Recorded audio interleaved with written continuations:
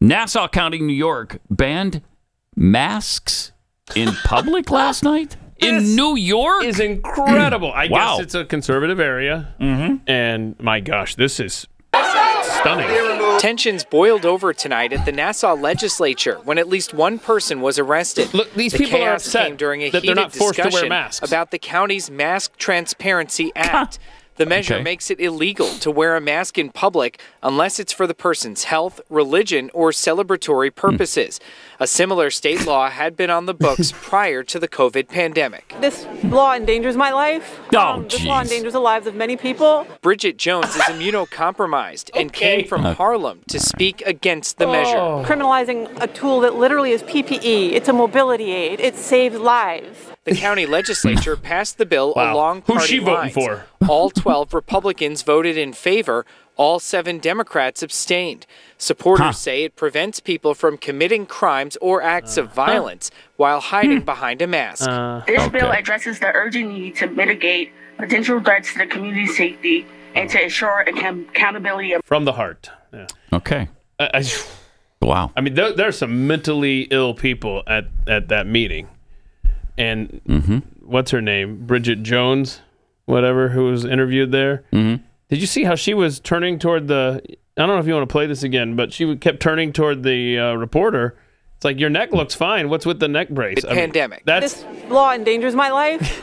This law endangers the lives of many people. Bridget Jones is immunocompromised and came from Harlem to speak against the measure. Criminalizing a tool that literally... Look, what a winner. A tool that literally does nothing to protect you from any diseases. And literally. What was so the resolution said that you can wear it for your health. Yeah. Well, then no one's stopping you from wearing it if you want to wear it, right?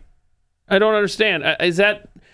Are they forcing... Are they allowing so that people don't get forced into wearing them? They're forcing you not to be forced.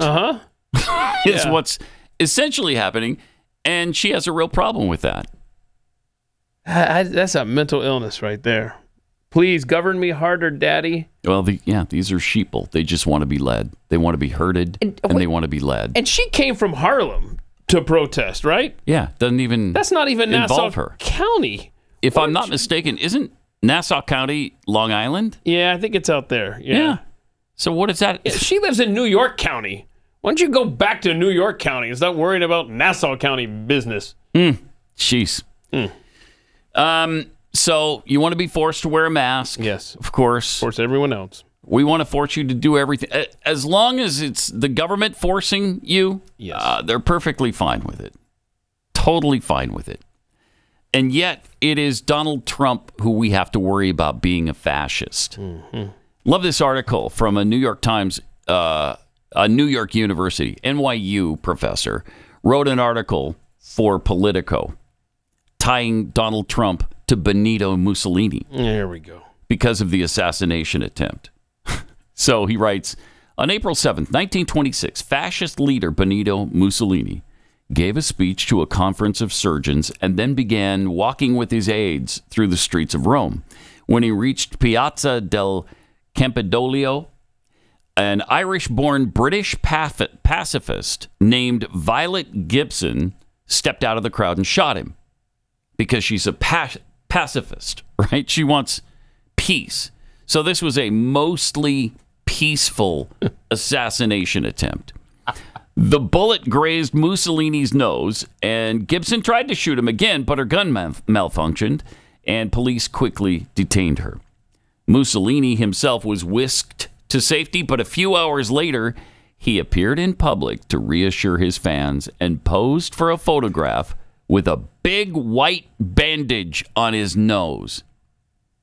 See what they're doing there? Oh, yes, I do. Yeah. I don't want to be too obvious, but it was a big white bandage on his nose. Assassination attempts are an effort to change a political order in one fell swoop, but history shows that they often backfire and more often serve not to eliminate a strong man, but to strengthen him and his cult of personality. Mussolini showed how that's done. So then the rest of the article is comparing Benito Mussolini to Donald Trump because It makes so much sense.